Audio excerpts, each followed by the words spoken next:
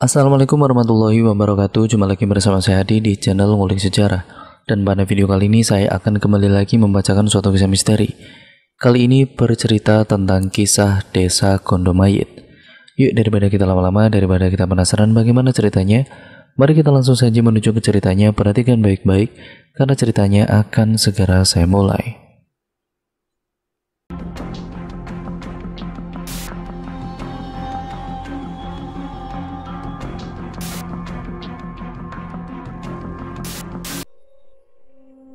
Halah, Deso Edan, kata Mas Dimar. Matanya masih menatap ke sana kemari, soal peristiwa itu membekas di ingatannya. Gila bagaimana? Aku bertanya penasaran. Bagaimana gak gila? Setiap hari selalu saja ada orang yang mati. Kalau tidak ada yang mati, katanya justru mengundang musibah. Percakapan kami saut menyaut, membuat aku semakin penasaran. Sampai pandanganku teralihkan ketika motor Honda RC hitam baru saja berhenti. Mas Erik, sosok yang juga aku kenal, akrab datang, duduk dan juga memesan kopi. Di sini aku melihat Mas Dimar melihat Mas Erik. Rik, sini loh, ceritakan cerita kamu dan aku waktu zaman kita masih kuliah dulu. Waktu kita nyasar di sebuah desa yang bernama Desa Gondomayit. Ketika Mas Dimar berujar demikian, wajah tenang Mas Erik tiba-tiba berubah mengisyaratkan ketidakenakan dan aku bisa menangkap raut ngeri itu dari alisnya. Masih diingat saja, sudah lupakan? Mendengar jawaban itu, aku langsung memohon. Sejujurnya, aku paling suka mendengar cerita-cerita seperti ini.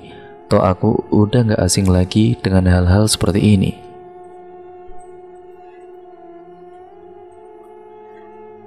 Awalnya Mas Erik tampak ogah menceritakan, namun berbekal bujukan bahwa aku yang akan bayar kopi ditambah rokok. Akhirnya Mas Erik pun menyanggupi. Disinilah aku melihat Mas Erik menunjuk sesuatu. Arah utara dari kota pahlawan ini, aku mengernyitkan dahi. Kamu tahu daerah di salah satu provinsi Jawa, di utara gunung yang paling besar. Aku pun mengangguk. Di sanalah desa yang aku maksud berada. Dan disinilah cerita ini dimulai. Mas Dimar baru saja ditunjuk untuk menjadi ketua Mapala periode tahun 2019 di salah satu universitas yang cukup dikenal di kota ini. Menjabat menjadi ketua pada semester 6 bukanlah hal bijak, terlebih ketika ada agenda bahwa bulan Juli akan ada proyek untuk mendaki puncak Mameru, di mana 4 universitas bersama Mapala mereka akan bergabung. Disinilah Mas Dimar membuat satu acara dadakan untuk mempersiapkan kesanggupan tim mereka pada bulan Juli. Tetapi tidak satupun anggota sanggup karena bertepatan dengan UTS. Nah, karena minimnya persiapan, Mas Dimar pun kemudian berinisiatif untuk melanjutkan agendanya. Meski bila harus seorang diri, Mas Erik pun, ketua Mapala sebelumnya pun akhirnya ikut bergabung. Karena ini juga untuk nama universitas mereka, dan disinilah mereka dapat satu tempat yang dirasa cocok, yaitu Alaste. Salah satu tempat untuk melatih stamina, karena medannya yang menanjak dan juga tempat terbaik untuk mendapat momen di mana suhu tempat ini nyaris seperti suhu di puncak Mameru. Sebelum Mas Dimar dan juga Mas Erik tahu tentang apa yang sudah menunggu mereka di sana, persiapan sudah dilakukan 1 minggu sebelumnya. Mulai dari izin untuk mendaki sekaligus menyisir tempat yang akan dijadikan tujuan pendakian kali ini. Meski jalur yang akan dituju Mas Dimar dan Mas Erik bukan jalur pendakian pada umumnya, namun Mas Dimar meyakinkan Mas Erik kalau perjalanan yang ditempuh adalah 6 jam perjalanan. Terasa singkat terlebih di hari yang semakin petang, Mas Dimar masih memeriksa semuanya. Kompas yang selalu dibangga-banggakannya pun tidak luput dari genggamannya. Mobil mereka berhenti di salah satu pos yang sudah tidak asing lagi bagi mereka. Anehnya malam itu tidak ada satupun yang berjaga. Seharusnya itu ada 1 atau 2 penjaga, karena meskipun ini bukan jalur pendakian resmi, ini adalah jalur yang sering kali ramai pengunjung, karena tempat ini adalah satu tempat objek wisata yang terkenal. Menunggu setidaknya itu yang dilakukan Mas Dimar, karena bagaimanapun laporan itu penting, terutama untuk menghindarkan dari hal-hal yang tidak diinginkan. Namun 1 jam 2 jam berlalu dan masih belum ada satu batang hidung pun yang muncul.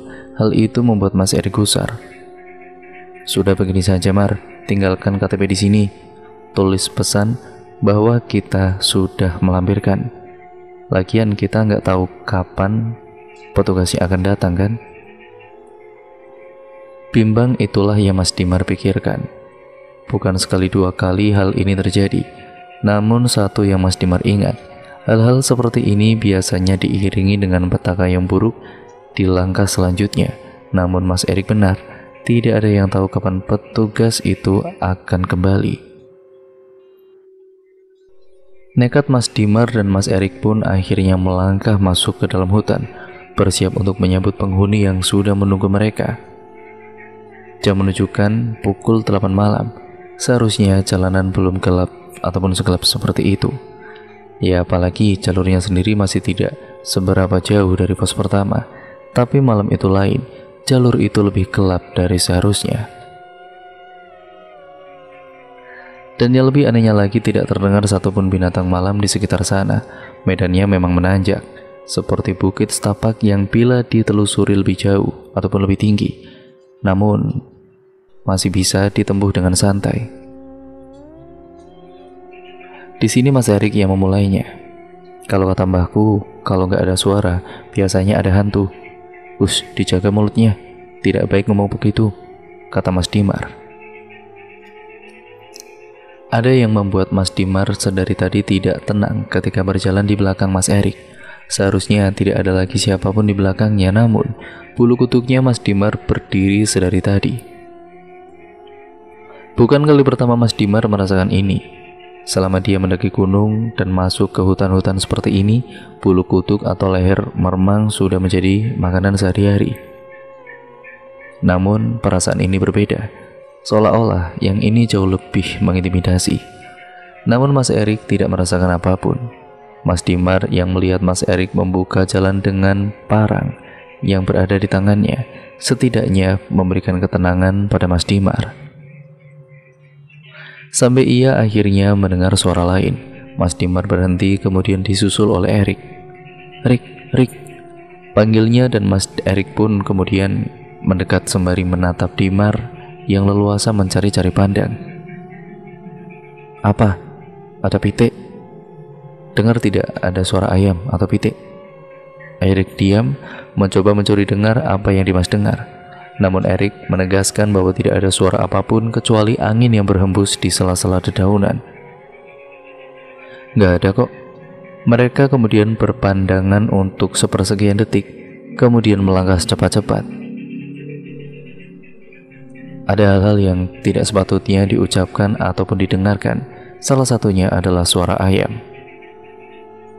Mendengar suara ayam seperti pertanda sial bagi siapapun yang mendengarnya. Terlebih di tempat seperti ini, Dimar dan Erik pun memikirkan hal yang sama. Ya, kuntilanak. Meski kalimat itu tidak diucapkan, namun mereka sama-sama mengerti satu sama lain, dan yang menjadi pertanyaannya adalah suara ayam yang didengar Dimar dan juga tidak didengar oleh Erik menegaskan sesuatu. Salah satu dari mereka sudah disawang atau diincar sedari tadi. Degup jantung dan juga suara napas terengah-engah menegaskan bahwa mereka sudah berjalan lebih jauh, berpikir bahwa mereka sudah aman. Eriklah yang kemudian mengatakannya. Sialan, bau bunga sembojo. Mereka bertukar tatap. Benar saja suara ayam, bebauan bunga, kemudian berujung pada sosok di balik semak-semak belukar. Eriklah yang pertama tahu. Namun keinginan untuk memanggil Dimar yang izin untuk membuang air kecil mendatangkan rasa penasaran yang besar. Erik mengintip sosok asing itu, sosok tinggi setinggi Erik. Ia berdiri di bawah pohon rindang. Berdiri begitu saja mengenakan baju yang terlihat seperti kain.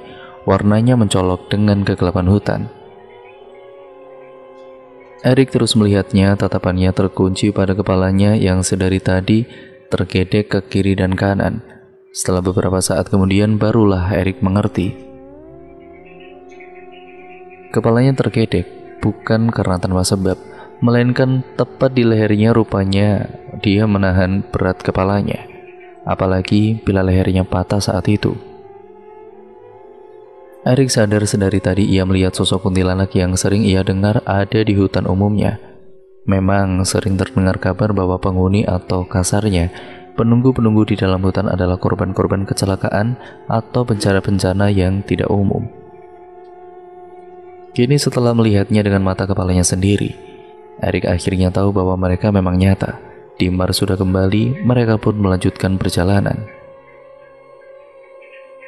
Rencananya mereka harus sudah menempuh setengah dari jalur pendakian, yang menurut Dimar, bila dilihat dari lama jam mereka berjalan tidak jauh lagi. Erik lebih sering diam. Hal ini membuat Dimar penasaran. Asap rokok mencoba mencairkan suasana, namun Erik lebih memilih diam. Sesekali dia mencuri-curi pandang ke belakang yang jelas-jelas tidak ada siapapun kecuali Dimar. "Ada apa, Rik?" "Nggak ada kok, nggak ada apa-apa." Dimar tahu Erik sedang berbohong. Barulah ketika sampai di tanah lapang, yang artinya pos kedua atau tempat yang biasa digunakan sebagai penakaran satwa, sudah dekat, Erik baru membuka suara. "Ada kuntilanak, Dim." Dimar pun dibuat kaget, namun Dimar tidak mencoba menanggapi. Ia hanya melihat Erik yang terlihat pucat. Seteguk air dalam botol setidaknya mampu menenangkan Erik. Setelah dirasa cukup dan Erik menjadi lebih tenang, sesuai cerita bagaimana ia melihat makhluk itu, Dimar yang sekarang memimpin, dan disinilah keanehan itu terjadi. Pos yang seharusnya tidak jauh dari tanah lapang tidak ada hampir 2 jam. Dimar dan Erik hanya berada di area itu dan itu saja. Hal ini membuat mereka akhirnya berpikir buat menginap di sana. Terlepas dari apa yang mereka alami malam ini, mereka memutuskan untuk pasrah. Sampai terdengar suara langkah kaki menghentak dan sontak mereka terjaga, diikutilah suara ramai itu. Di sanalah Erik dan Dimar melihatnya. Orang-orang berjalan berjejeran seolah-olah ada sesuatu yang sedang mereka kerjakan. Sampai mata Erik dan juga Dimar tertuju pada barisan paling depan. Di sanalah mereka baru sadar ada perkuburan mayit. Untuk apa orang-orang menguburkan jenazah pada malam buta seperti ini? Setidaknya itu yang Dimar dan Erik pertama kali pikirkan. Sampai baru mereka sadar, bagaimana mungkin ada penguburan jenazah di tengah hutan? Keganjilan itu sebenarnya sudah dirasakan sedari awal masuk ke dalam hutan. Dimar dan Erik hanya diam sembari memandangi rombongan itu semakin jauh, hingga pada akhirnya kehadiran mereka benar-benar lenyap di telan kegelapan hutan. Di tengah perasaan campur aduk itu, tiba-tiba Dimar mengeluh kesakitan. Sebenarnya sedari tadi mereka berjalan menempuh medan berat itu. Di bagian selangkangan Dimar terasa nyeri, namun ia mencoba menahannya. Dan puncaknya, ketika Erik mengajak untuk lanjut lagi, tiba-tiba Dimar mengeluh tidak bisa melanjutkannya. Diceritakanlah kondisinya, dan ketika diperiksa apa yang terjadi, Dimar tidak tahu lagi harus ngomong bagaimana kondisinya kepada Erik. "Gimana, Mar?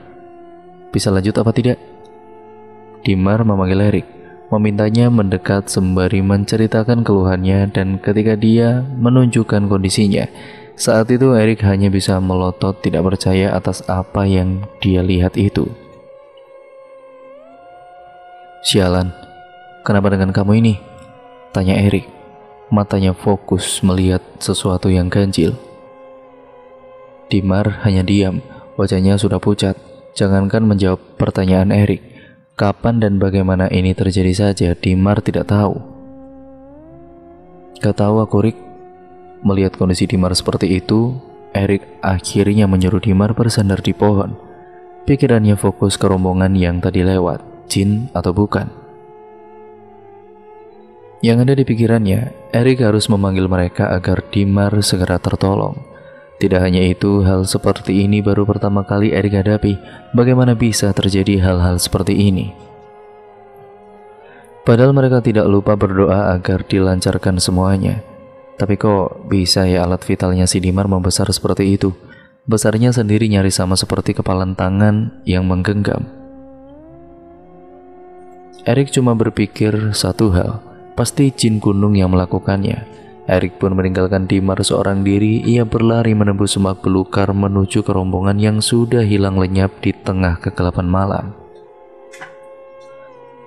Ada hal yang aneh dan entah Dimar dengar atau tidak, tapi Erik yakin tadi ketika mereka mengintip rombongan itu, ia mendengar suara gamelan yang didengungkan. Hal itulah yang membuat Erik tidak berani berbicara. Karena fokus mendengar alunan dari gamelan yang dipukul. Namun tidak hanya itu, ekspresi wajah dari iring-iringan itu tidak satupun menunjukkan wajah sedih atau bersimpati. Tetapi sebaliknya, wajah-wajah itu sumringah seperti sedang mengadakan sebuah pesta. Lalu keranda mayit yang dipinggul pun benar-benar asing. Biasanya ditutup dengan kain hijau tua, namun yang Erik dan Dimar lihat, keranda mayit itu ditutup dengan kain hitam, lengkap dengan bunga melati terajut sebagai pengiringnya. Hal-hal itu yang dijadikan Erik patokan. Semoga ia masih bisa mendengar iring-iringan musik gamelan, dan semoga mereka memang manusia putus asa. Erik akhirnya menelusuri jalannya lagi, kembali ke tempat di mana Dimar tidak berdaya. Ia berharap segera selesai dan keluar dari area belantara ini. Berlari kurang lebih 10 menit dan semakin jauh lokasinya dari Dimar yang masih menahan nyeri. Erik sadar rombongan itu sudah lenyap dan menyisakan tanda tanya. Bagaimana bisa mereka berjalan santai dengan gendong mayit di medan yang naik turun seperti ini? Rupanya ketika kembali, Erik kaget saat di hadapannya Dimar tidak sendirian. Di depannya ada nenek-nenek tua. Di punggungnya ia memanggul kayu bakar. Terlihat dari jauh Dimar tampak mengobrol dengan sosok asing itu, membuat Erik bertanya-tanya. Dengan ragu ia mendekat dan saat itulah baru diketahui nenek itu adalah warga lokal. Ia tinggal di desa tidak jauh dari tempat mereka berada. Nenek itu menawarkan tempat persinggahan sekaligus memberitahu bila apa yang terjadi pada Dimar adalah akibat dari Weltuk. "Apa itu?" tanya Erik. Disitulah si nenek yang mengaku bisa menyembuhkan Dimar bercerita. Weltuk itu adalah demit ataupun lembut penunggu sungai yang marah sama Dimar karena tanpa sengaja Dimar sudah mengencinginya. Akibatnya Dimar diselentik ataupun dikeplak area kemaluannya.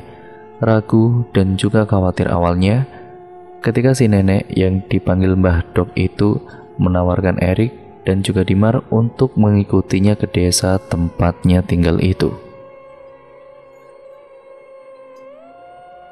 Tapi karena keadaan saat itu benar-benar darurat, memaksa Erik untuk menyetujuinya. Diboponglah Dimar dengan kondisi kesakitan. Selama perjalanan si nenek bercerita banyak hal. Salah satunya mengatakan permisi kalau mau buang hajat atau apapun. Mereka tidak terlihat, bukan tentu tidak ada. Meskipun hanya sekedar izin dengan suara berbisik pun mereka bisa mendengar, termasuk Wanggul yang sekarang mengikuti Erik. Erik yang mendengar itu pun kaget. Erik kemudian bertanya dengan muka ngeri, "Wanggul itu apa, Mbah?" Si nenek berhenti, melihat jauh ke belakang. Di sana ia menunjuk. "Hantu wanita yang mati karena kecelakaan, lehernya patah, dan dari tadi dia ngikutin kamu. Wangi apa yang kamu cium?" Erik pun mengatakannya, "Sembujo." Si nenek mengangguk. "Tidak apa-apa kalau sembujo. Kalau bau bangkai, nah itu baru berbahaya." "Lalu bagaimana, Mbah? Sampai kapan saya akan diikuti?" "Biarkan saja, nanti juga pergi sendiri," kata Simbah. Benar rupanya di depan terlihat sebuah desa. Namun desanya itu tidak terlalu besar. Rumah-rumahnya terbuat dari anyaman bambu. Pokoknya sangat jauh berbeda dengan kondisi rumah zaman sekarang yang dibangun dengan bata dan semen. Tepat di sudut rumah paling ujung, gentingnya terbuat dari ranting dengan ditutup daun kelapa kering. Setelah sampai, Simbah mempersilakan masuk. Tidurkan dulu temanmu di situ. Simbah masuk ke ruangan dalam, sedangkan Erik dan Dimar ditinggal di teras rumah. Ada bangku besar untuk merebahkan badannya Dimar. Erik masih tidak habis pikir, hanya karena kencing bisa seperti ini. Selidik demi selidik, Erik melihat ke sana kemari, tatapannya menyapu dari rumah ujung ke ujung. Hanya ada 13 atau kurang rumah di sini. Dan sebelumnya ia tidak pernah dengar di daerah ini ada sebuah desa. Namun tengah malam seperti ini, desa ini sunyi dan sepi, cukup membuat ngeri. Simbah keluar sembari membawakan kendi. Minum ini. Lalu pas minum nanti menghadap ke selatan, biar penyakitnya pergi ke selatan ya nak. Berusaha keras berdiri, Dimar menenggak air itu. Sekarang masuk rumah, jangan keluar dulu, biar bencananya bisa pergi. Erik tidak paham maksud Simbah itu saat mengatakan itu. Namun Erik mengiyakan tawaran itu saja. Kali ini mereka yakin, Mbah yang menolong mereka mungkin memang manusia. Di dalam rumah persis seperti yang dibayangkan oleh Erik. Rumah desa yang benar-benar seperti pedalaman. Tidak mungkin ada listrik, bahkan peralatannya semuanya benar-benar lawas. Dimar sudah tertidur lelap setelah dipersilakan untuk istirahat. Saat itulah Erik kaget bukan main. Erik mendengar suara gamelan itu. Sekarang Erik baru paham, mungkin rombongan itu adalah rombongan orang-orang desa sini. Namun kenapa musik gamelannya seperti dekat sekali? Simbah menuju ke pintu dan membukanya. Di depannya ada anak kecil dengan wajah yang pucat dan ekspresinya tidak menyenangkan. Semakin dipandang membuat hati Erik jadi gelisah sendiri. Simbah tampak mengobrol lama, mencoba mencuri dengar. Erik hanya mendengar kalimat patah-patah dan kalimat yang didengar Erik hanya giliran mati, saudara, ilmu. Habis itu pintu ditutup dan Simbah kembali masuk dan mengambil kain, lalu menutup kepalanya dengan kain itu. Di sana Erik pun bertanya, "Mau kemana Mbah?" Saat itulah Simbah menawarkan Erik, apakah mau ikut atau tidak. Tawaran itu awalnya membuat Erik ragu, karena ia harus menjaga Dimar. Tapi ada keinginan besar yang membuat penasaran, terutama bila melihat wajah anak pucat itu. Seperti ada sesuatu yang ganjil dan akhirnya Erik pun ikut setelah lama menimbang-nimbang keputusan. Rupanya Erik dibawa ke sebuah rumah. Di depannya banyak orang yang sudah menunggu. Benar dugaannya, ada gamelan yang ditabuh di antara kerumunan itu. Tidak beberapa lama pandangan Erik menuju ke pintu rumah. Keluarlah 4 lelaki setengah baya. Mereka mengangkat keranda mayit yang membuat Erik tidak nyaman. Dalam pikirannya, ia bertanya-tanya, tadi bukannya sudah melakukan prosesi pemakaman, kok diadakan pemakaman lagi? Di sanalah Simbah yang memimpin. Ia berjalan di barisan paling depan. Karena sudah setengah jalan, Erik pun terpaksa mau tidak mau harus ikut. Di sepanjang perjalanan yang naik turun, tampak wajah-wajah itu menunjukkan ekspresi sumringah. Hal-hal ganjil seperti itu yang membuat Erik tidak habis pikir, namun ia mencoba menahan diri. Sampailah mereka di sebuah tempat. Ada 2 tanah lapang yang semuanya sama, yaitu pemakaman kembar. Setidaknya itu yang terlihat. Si mayat sudah diturunkan dan ketika keranda dibuka, Erik hanya diam bengong melihat siapa yang akan dimakamkan hari ini. Rupanya yang akan dimakamkan malam ini adalah bocah yang tadi berdiri di depan pintu rumah Simbah. Lah, anjir, batin Erik, seolah tidak percaya apa yang dia lihat. Semakin dilihat wajahnya semakin sama persis dengan apa yang Erik saksikan. Tidak mungkin ia salah lihat. Mau tidak mau, Erik menyaksikan prosesi pemakaman itu. Di tengah pemakaman, Erik melihat gelagat yang aneh, di mana semua orang tampak sedang menari-nari, beberapa bernyanyi dengan nada gamelan mengalun-ngalun. Yang lebih membuat Erik tidak bisa mengerti lagi adalah si bocah dikubur dengan mata masih terbuka lebar. Di tempat lain hening sepi sunyi, setidaknya itulah yang dirasakan Dimar. Ia terbangun meski mata masih terkantuk-kantuk. Dilihatlah ke sana kemari, ia baru ingat. Ia baru saja terlelap di atas ranjang rumah seseorang, seorang wanita tua yang menawarkan rumahnya. Dicarinya Erik, namun tidak ditemukan kawan seperjalanannya ini. Maka, dengan tatapan kebingungan sekaligus penasaran, kemana semua orang pergi. Dimar mencoba memanggil-manggil Erik, namun tidak kunjung ada jawaban juga. Begitu juga dengan wanita tua itu. Dengan keadaan masih linglung, ia melihat kondisinya. Ukuran alat vitalnya belum normal, namun jauh lebih baik dibandingkan beberapa saat yang lalu. Dimar berdiam diri sebentar, dilihatnya langit-langit dari teras rumah masih gelap. Ucapnya dalam hati dan artinya satu malam belum terlewati. Dimar pun kembali masuk ke rumah yang lebih terlihat seperti gubuk itu, sampai ia merasa penasaran dengan ruangan dalam milik si wanita tua tersebut. Dengan perlahan Dimar mendekat. Di dalam rumah, Dimar mencium bauan yang sangat familiar. Rupanya itu adalah bau dari daun sirih yang digunakan wanita tua itu. Bagaimana Dimar tahu bauan itu? Karena rupanya Dimar sudah sering menciumnya di rumah Mbah Buyutnya yang juga menggunakan itu untuk pembersih gigi. Tangan Dimar cekatan memeriksa rumah itu. Meski tidak sopan, rasa penasaran Dimar begitu besar, matanya sibuk mengawasi ini itu, sampai pandangannya menangkap sebuah kotak dengan ukiran Majapala, sebuah ukiran khas Jawa. Dimar pun mendekat, pelan-pelan dan pelan.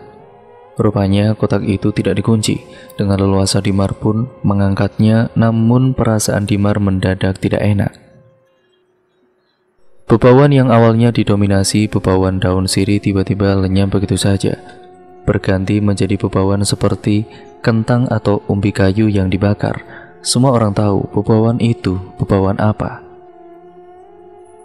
Biasanya ketika mencium bebauan lenguh seperti itu, maka artinya tidak jauh dari tempatmu berdiri ada makhluk familiar yang sudah terkenal sedang mengawasimu. Pocong. Namun Dimar belum tahu akan hal ini. Ia nekat membuka kotak itu. Begitu kotak dibuka, Dimar menatap heran karena ia lihat hanya tumpukan pakaian bernuansa warna putih, tertumpuk berantakan begitu saja. Maka Dimar bersiap menutupnya lagi. Namun tiba-tiba dia curiga dengan pakaian itu. Diambillah satu helai pakaian, dan ketika pakaian itu terangkat di tangannya, ia memeriksa dengan seksama.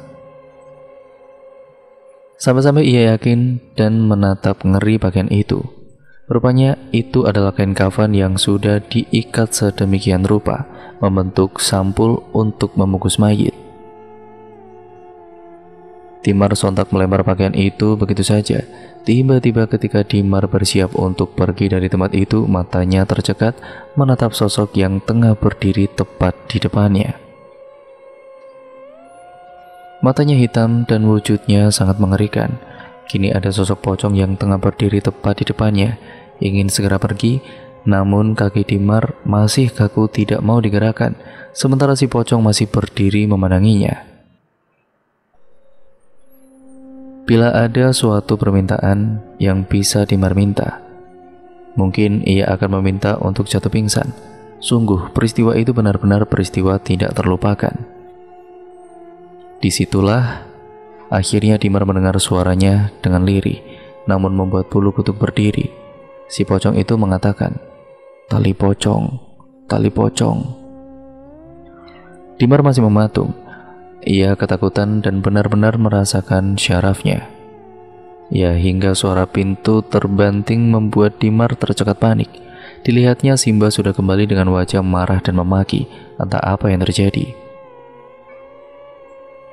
Ia melihat Simba mencengkeram ujung kain kafan si pocong, menyeretnya dengan tangan kosong lalu melemparkannya tepat di kebun belakang rumah gubuk itu.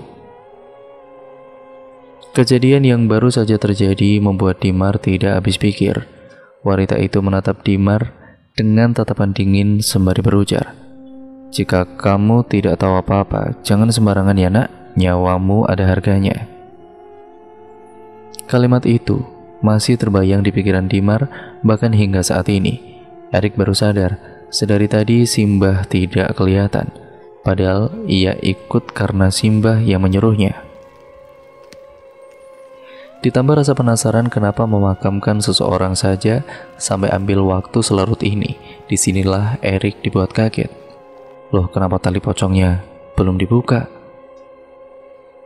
Namun tidak seorang pun mendengarkan peringatan dari Erik. Mereka tetap menutup lubang kubur dengan tanah. Disinilah Erik merasakan firasat teramat buruk. Desa Edan. Maka ia segera meninggalkan tempat itu. Sampai di rumah Simba, si Erik ini melihat Dimar. Mata mereka saling menangkap satu sama lain. Di sini mereka curiga, desa ini mungkin bukan desa manusia, namun ada hal yang lebih besar dari semua itu. Ada misteri apa yang disembunyikan di desa ini? Di tengah kebingungan, langkah kaki Simba mengejutkan mereka. Wajahnya yang sempat mengeras ketika melihat Dimar kini sudah berubah seperti sedia kala. Seperti saat pertama kali mereka bertemu dengan Simba. "Le, kamarnya sudah disiapkan." Mau tidak mau, mereka pun masuk ke sebuah kamar yang asing. Tidak ada hal yang menarik selain ranjang dengan kloso ataupun tikar anyaman sebagai alasnya. Namun mereka sepakat, keganjilan semua peristiwa ini seperti mengerucut pada sesuatu. Namun belum ada yang berani menarik kesimpulan. Sampai di tengah keheningan ketika mereka sedang saling merebahkan tubuhnya untuk sekedar membuang lelah, terdengar suara yang tidak asing lagi di telinga mereka. Suara riuh, namun sangat tipis, seperti dari tempat yang jauh. Itu adalah suara pitik atau ayam yang pernah terdengar. Eriklah yang pertama bangun. Ia melihat ke sana kemari untuk memastikan sesuatu benar-benar sampai. Erik akhirnya menggoyangkan badan Dimar. Ia baru sadar, wajah Dimar terlihat pucat pasi seperti menyembunyikan sesuatu. "Mar, kamu dengar apa tidak?" Dimar masih diam, mencerna setiap kalimat Erik. Sampai akhirnya ia mengatakan, "Kamu percaya nggak sama pocong?" Kalimat itu mengingatkan Erik dengan peristiwa yang baru saja ia alami. Matanya menatap tajam kepada Dimar. Ia tidak tahu harus menceritakannya dari mana. "Aku pernah dengar, katanya kalau dengar suara ayam artinya ada pocong di dekat sini." Mar, akhirnya Erik menceritakan kejadian yang menimpanya. "Mar, desa ini gak beres, ayo pergi sajalah. Kelaminmu sudah gak apa-apa kan?" Mendengar itu, Dimar kemudian juga mengatakannya.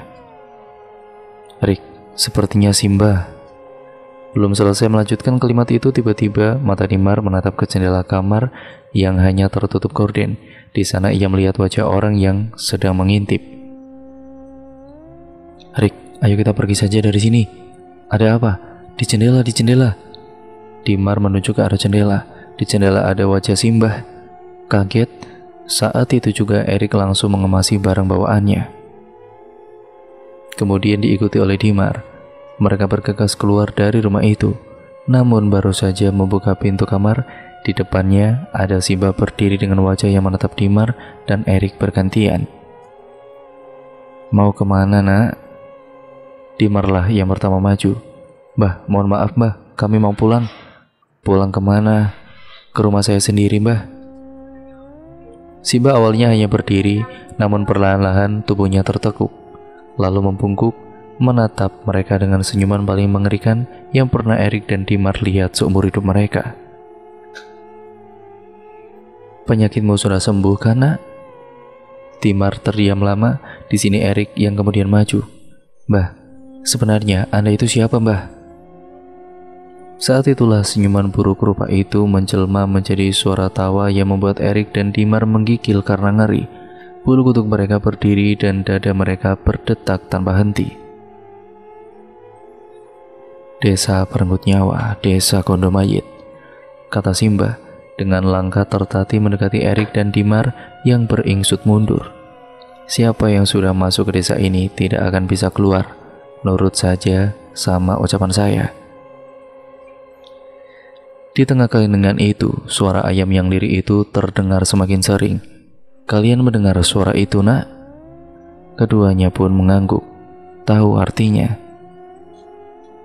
Erik dan Dimar pun kemudian menggeleng dan masih menjaga jarak dari langkah Simba. "Pocong," ujar Simba. Setelah mengatakan itu, seolah-olah ada sesuatu yang membuat perasaan Erik dan Dimar tidak enak. Benar saja, tidak ada angin, tidak ada hujan. Tiba-tiba terdengar suara pintu dibanting dengan sangat keras. Masalahnya adalah setelah suara bantingan itu, gubuk yang terbuat dari bambu itu serempak terdengar suara gebrakan di semua sisinya. Simba pun tertawa semakin keras. Nyali Erik dan Dimar benar-benar dipaksa sampai ke titik frustasi. Karena tidak ada yang bisa ia lakukan, seolah-olah kejadian ini seperti mimpi buruk belaka. Suara-suara itu mengisyaratkan satu hal, dan di sekeliling rumah pasti ada sesuatu. Simba yang awalnya membungkuk kemudian mulai terjatuh, terjerembab di atas tanah dengan mata mendelik, melotot ke arah Erik dan juga Dimar. Simba mulai merangkak, kedua kaki Simba seperti lumpuh.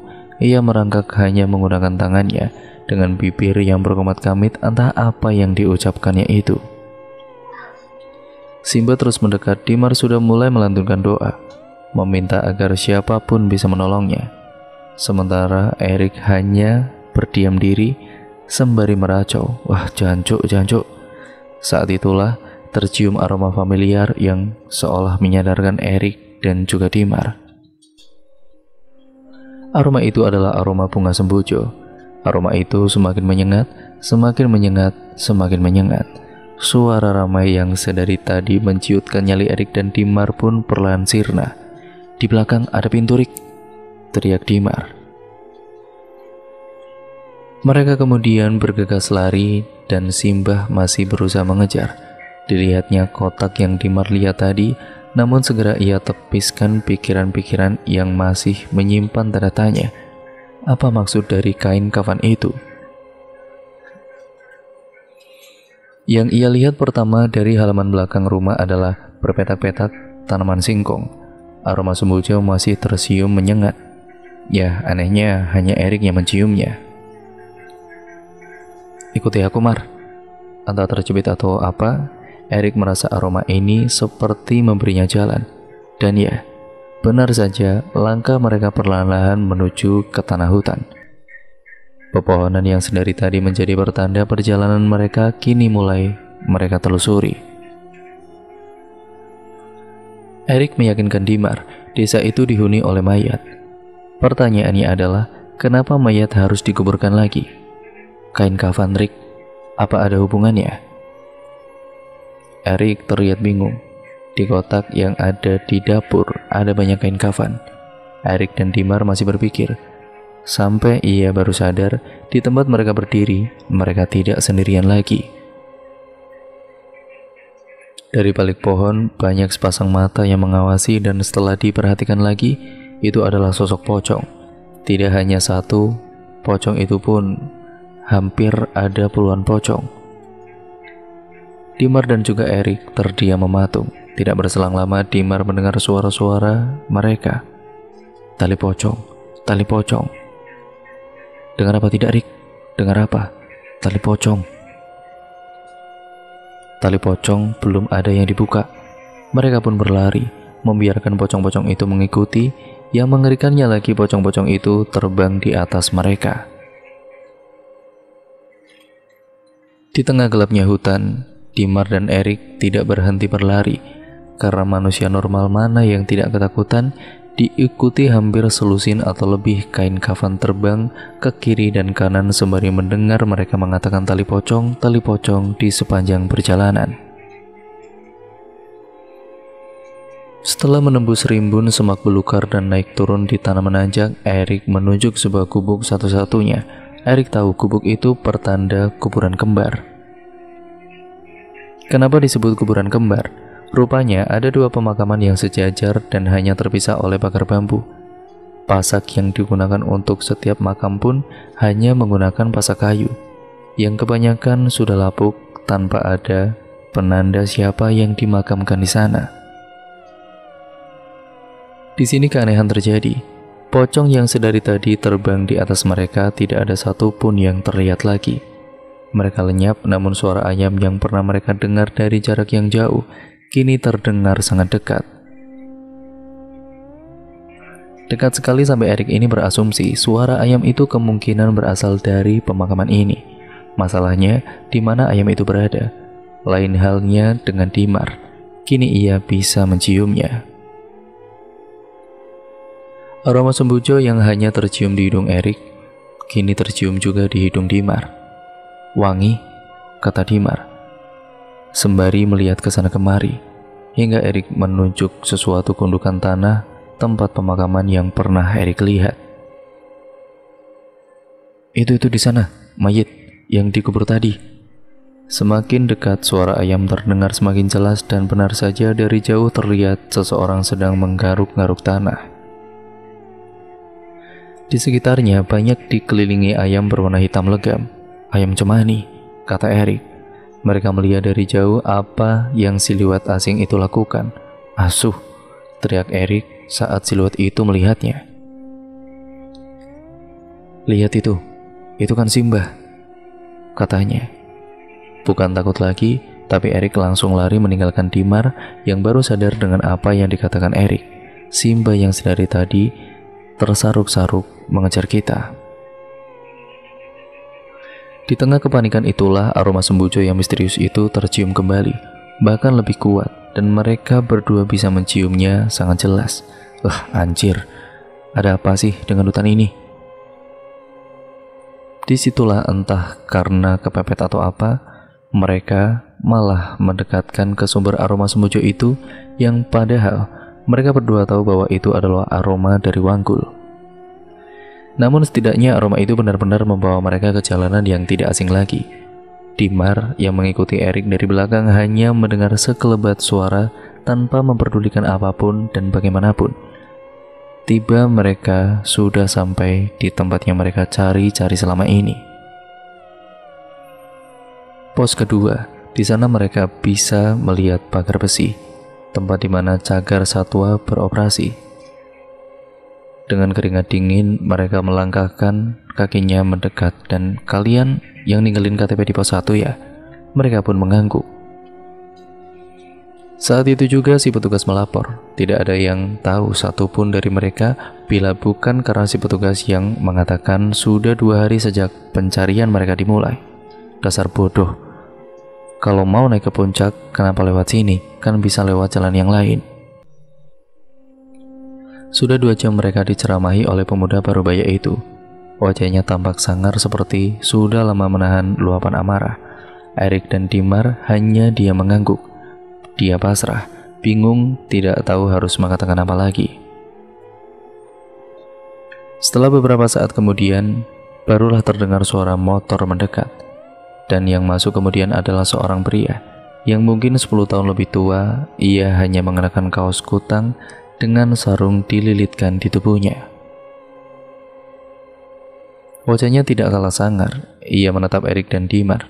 Kalimat pertama yang ia ucapkan bukan luapan amarah seperti penjaga di pos 2 itu, tapi hanya pertanyaan yang membuat Dimar dan Erik diam lama. Masih hidup ya kalian-kalian ini?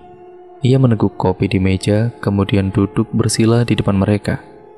Sudah ceritakan saja, kemana kalian selama 2 hari ini?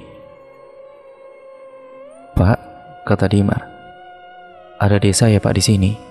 Terlihat 2 penjaga itu saling melihat satu sama lain. Ada, kata si bapak. Si bapak terdiam lama, sementara penjaga yang lebih muda tampak bingung.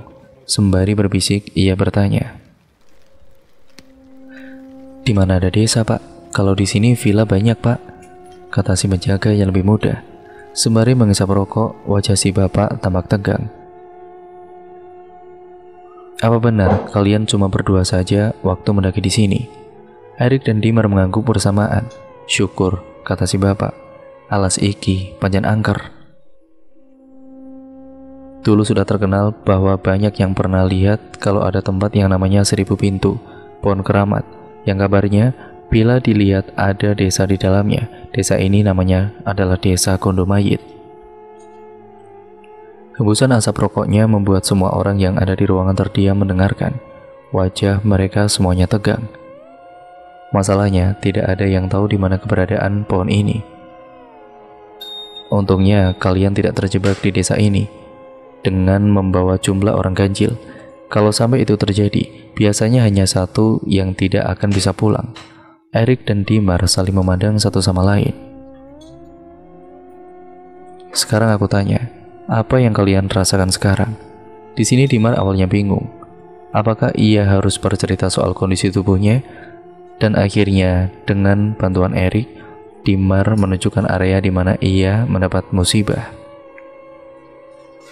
Si bapak hanya diam, tampak tidak terkejut sama sekali. Seperti pernah melihat ini sebelumnya, si bapak menginstruksikan agar Dimar tidur terlentang, sementara jari-jari kakinya ditarik satu persatu. Kurang lebih hampir setengah jam si bapak memijit kaki Dimar. Ajaibnya alat vitalnya yang membesar perlahan kembali normal. Besok-besok jangan kencing sembarangan lagi ya. Setelah percakapan itu, Dimar dan Erik berpamitan pulang. Saat fajar mulai menyingsing, Dimar yang pertama pergi. Ketika Erik akan beranjak, ia kembali menemui si bapak, bertanya dengan wajah penasaran. Pak, saya mau tanya sekali lagi pak, ada wanita tua yang sempat mengejar saya dan teman saya, itu siapa ya? Wajah si bapak tampak berpikir, kemudian berucap, Sarti. Sarti, kata Erik mengulangi. Sampean tahu, kalau pocong itu sebenarnya bisa diikat sama ilmu hitam. Nah, Sarti itu hanya sebuah gelar. Pocong bisa dikirim untuk mencelakai siapapun, bisa digunakan untuk mengganggu bisnis orang. Nah, desa itu dimiliki oleh Simbah ini. Berarti Simbah ini manusia dong pak? Si bapak hanya diam sembari menggeleng. Ia tidak bisa melanjutkan lebih jauh. Sekarang dari informasi ini, Erik mengambil kesimpulan. Cara mengikat pocong berarti dengan memegang tali pocongnya. Sekarang yang menjadi pertanyaannya adalah, berapa banyak pocong yang sudah diikat dan kenapa eksistensi desa ini masih muncul? Sebenarnya cerita tentang pesugihan pocong bukanlah hal yang baru.